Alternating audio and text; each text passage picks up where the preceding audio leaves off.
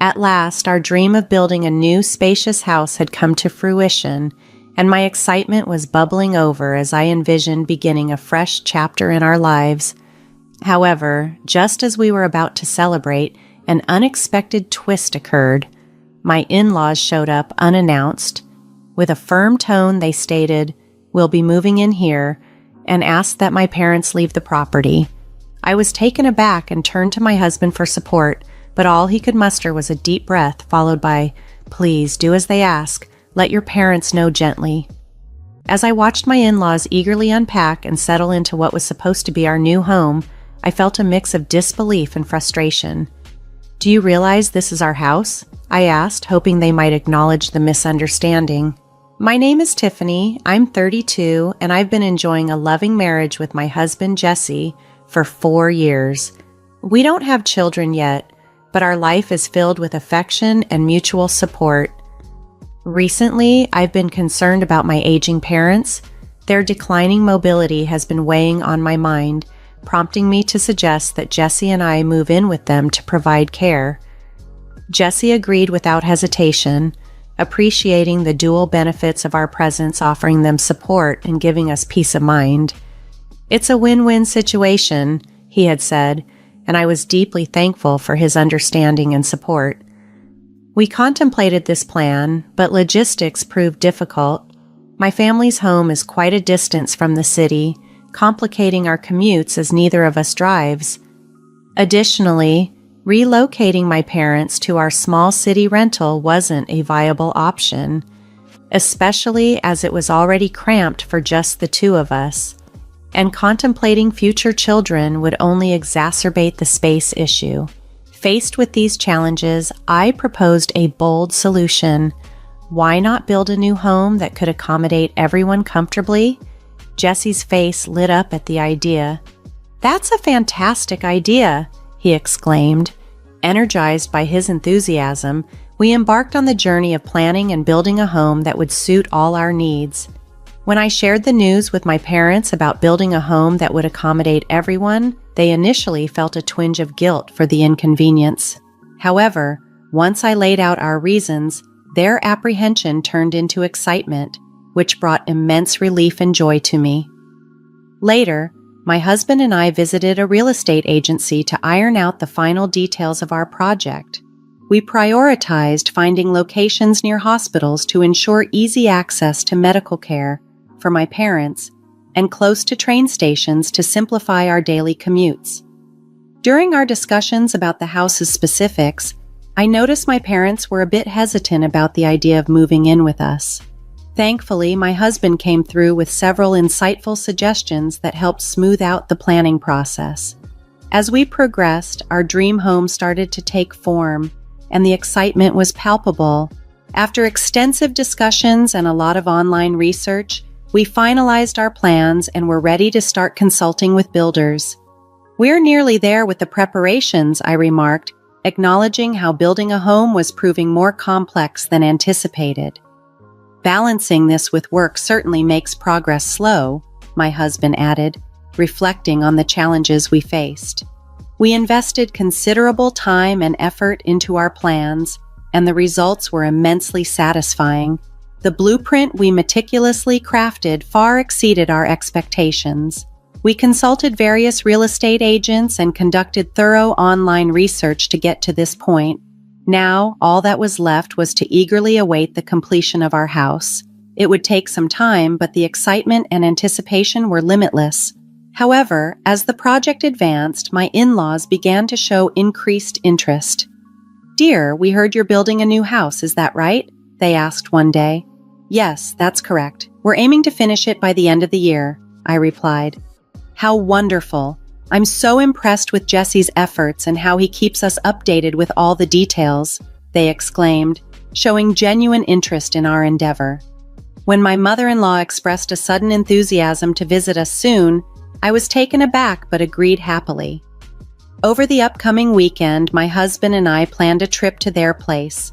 They greeted us with warm smiles, and the conversation quickly turned to our new home project. "Building a brand new home is such a joyous event, isn't it?" my father-in-law remarked, his tone reflective as if he was recalling his own experiences. "Yes, we're very excited," I replied. "We hope the construction wraps up smoothly and quickly so we can move in as soon as possible." We all shared a laugh over the exciting journey ahead. Curious, my mother-in-law asked, "Could we see the blueprints?" In response, my husband pulled out his phone and showed them a photo of the design. "Oh, it's quite spacious," she observed, "and so many rooms." "Yes, well, we'll be living with my parents, so we needed the extra space," I explained. Both in-laws looked at my husband in disbelief. "You're all moving in together?" they asked. "Yes," my husband confirmed. "Since my parents are getting older, we suggested living together, which led us to decide to build a new house." "Really? I see," they responded, their tone shifting subtly, revealing a hint of discomfort. Wanting to ease the tension, I quickly changed the subject. "How have you both been? How's your health?" "We're doing well, no major changes, just the usual routine," they replied, but curiosity about our plans lingered. "Tell us more about the new house. Which room will your parents be using?" they inquired. As my husband pointed to the blueprint to explain, I noticed the mood had indeed shifted. He seemed oblivious to the change, but I could see that their expressions had tensed up. Despite this, we continued discussing the layout, hopeful that our shared excitement for the new beginnings would eventually put everyone at ease. When my in-laws learned that my parents would be moving in with us, I worried they might feel like we were giving my parents special treatment. Despite my slight guilt, I hoped they would understand our decision, considering my parents' needs. However, it was becoming apparent that they were finding it hard to accept. The construction of our new home was moving forward smoothly, and with each visit, we could see it nearing completion.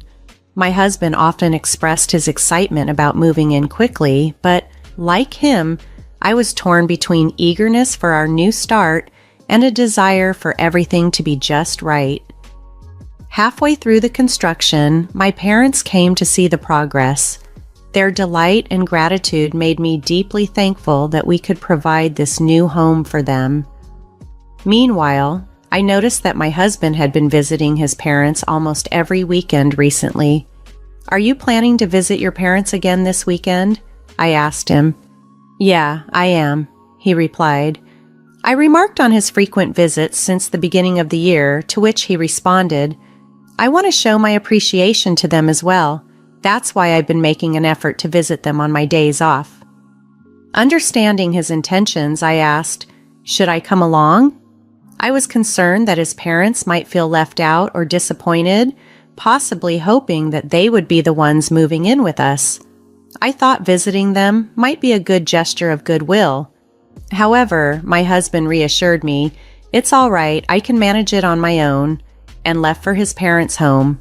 I decided to respect his choice and promised to support him as needed. Time flew by, and soon our new house was finally ready. On a moving day, we loaded the car with boxes and set off to our new home, bubbling with excitement and ready to start this new chapter together. As we pulled up to our new home, the sight of it was so breathtaking that I couldn't help but exclaim, "Wow, our new home!" It symbolized the beginning of a brand new chapter. I found myself daydreaming about our future life there, imagining cooking meals while watching my husband play with our future child in the yard or hosting family barbecues. These thoughts heightened my excitement even further. Just then, my parents called. They were supposed to move in with us, but informed us that they'd be delayed due to traffic. They urged us to start settling in, but I insisted, "We'll wait for you," planning to share this sentiment with my husband. To my surprise, however, his parents showed up unexpectedly. I stared in disbelief as they got out of their car, all smiles, and approached us. "Look at this magnificent house. It's impressive enough to show off to our friends," they exclaimed. "Yes, it's the house that Jesse and I carefully planned," I replied. "Tiffany, you have excellent taste," my mother-in-law complimented. "Well, I suppose I can give her credit for that," I said, managing a thankful nod. To my astonishment, they began unloading a considerable amount of luggage from their car. Baffled, I quickly asked, "Mother-in-law, Father-in-law, why do you have so much stuff? What are you planning to do? Their reply caught me completely off guard. What do you mean? We're moving our things into this house, they said. You're planning to live here starting today? But you'll need to ask your parents to leave, they continued. Why are you doing this? I asked, my voice tinged with disbelief and frustration. My mother-in-law then explained, as a new bride, it's customary to prioritize your husband's family. The unexpected twist left me struggling to reconcile the joy of our new beginning with the sudden challenge of balancing family expectations and our carefully laid plans. Feeling a wave of emotions, I turned to my husband for support when his parents declared that they should be the ones moving into the new house. Taking a deep breath, he told me, "Just let your parents know gently." I felt a rush of disbelief. This house was intended for me and my parents. "I can't accept this decision," I protested. His response came with visible irritation. "Didn't my mom just explain that it's natural for a wife to prioritize her husband's family? We can address your parents' situation later." I was stunned. It was painfully clear that my husband was either under heavy influence from his parents or shared their views, which were now glaringly apparent. "Come on, help with the moving," he urged as his parents began unloading their belongings, despite my parents and I not having set foot inside the house yet. "Oh, how wonderful! The interior is just splendid!" they exclaimed, eagerly exploring the house. I confronted them. "Do you even know whose house this is?" "What?" they responded, clearly taken aback. After a brief pause, they turned to face me, asserting, "Whose house? Of course it's Jesse's house. Are you suggesting you have a claim to it? Since you and Jesse are living here, and he's put so much into building this house, you have no right to make any claims without letting us explain first." It seemed my in-laws had jumped to conclusions and were quick to place blame on me, indicating that my husband hadn't shared the full details about our financial contributions to the house. "Why would your parents live in Jesse's house in the first place?" they questioned. "Yes, it's strange. Poor Jesse having such a demanding wife and parents," they added scornfully. I reached my breaking point. "Why am I being criticized for their misunderstandings? If you intend to live here, then Jesse should compensate for the amount spent," I argued. "I've contributed to this house," I asserted, facing their disbelief. "How much are you claiming to have paid? It must be a small amount, maybe $100, they mocked. My husband, looking uncomfortable, remained silent. I turned to him, challenging, "Are you being honest? How high and mighty do you think you are?" He hesitated, unsure of what to say next. "What are you insinuating?" my mother-in-law demanded, her tone authoritative, noticing my husband's reluctance to address the situation. Deciding to clarify things once and for all, I spoke up. "I paid for this house entirely with my savings. If you plan to live here, I expect repayment of $460,000 for the cost of the house." My in-laws were visibly shocked. Their mouths hung open and their eyes widened in disbelief. They quickly turned to my husband for confirmation. "Jesse, is this true? Did Tiffany buy this house?" they asked, struggling to grasp the reality of the situation. My husband nodded a slight affirmation. "Yes, Tiffany bought the house. She was promoted recently and now earns more than I do." He then admitted something more personal. "But even though I've been working for a long time and graduated from a prestigious university, I made a significant mistake at work. I can't be promoted and even had a pay cut. Now I'm earning as much as a new employee." The room fell silent as they processed this news. We never imagined Jesse would be in such a situation. After a moment of stunned silence, their attitude toward me shifted dramatically. "Tiffany, we're truly sorry for our earlier comments. We misunderstood everything. Please forgive us and let us stay in this house," they pleaded, their tone full of regret and apology. My husband also joined in, bowing deeply. "Please, it's my fault for not telling you sooner. Let us stay here with you." Their sudden change in demeanor and plea for forgiveness left me completely taken aback. Despite their apologies, I stood firm. "No matter how much you plead, I can't accept this. I built this house to live with my parents. If that's not possible, there's no point in keeping this house. if you want to live here, you'll need to pay me $460,000. We don't have that kind of money, they replied, their faces falling. Then it seems you'll need to find somewhere else to go, I said, resolute in my decision. Wait, they interjected. We sold our previous home and moved out. When my in-laws realized they could potentially be evicted from our new house, they became desperate. Tiffany, please let us stay. Your parents can live with us too, they pleaded.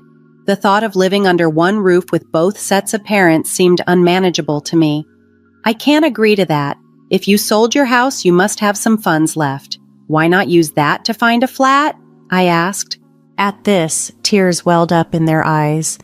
The truth is, we lost a significant amount in a bad investment. The money from selling our house and our retirement savings went toward paying off that debt. We have nothing left. I'm retired and my wife has been a housewife for years, so she can't work at this age. You're our only hope, they confessed. Despite their heartfelt plea, I felt that the situation was a result of their financial mismanagement. If you need help, shouldn't you be asking your son for support? I'm not in a position to support strangers, I replied. Aren't we family too? They asked, their voices laden with emotion. That's too much to ask. Can't you at least help us a little? They continued to plead. I was firm. It's impossible. I can't even fathom living with someone whose family is trying to take over our home. In a moment of intense frustration, I blurted out, Jesse, let's get a divorce. What? Wait a minute. I can't even think about a divorce. I'm sorry, but I can't forgive this. Please leave right now, I demanded. The mention of divorce sent my husband into a panic while his parents continued to plead. However, my resolve had hardened. If you plan to stay here, I'll call the police, I warned, prompting my in-laws to leave in fear. My husband, dismayed, protested. I'm still your husband. I should have the right to stay here. If you insist, I'll take legal action, I replied firmly. Realizing that a lawsuit could jeopardize his job, he quickly gathered his belongings and left. Shortly after he departed, my parents arrived, confused by his absence. They were shocked when I explained the situation, but expressed their gratitude.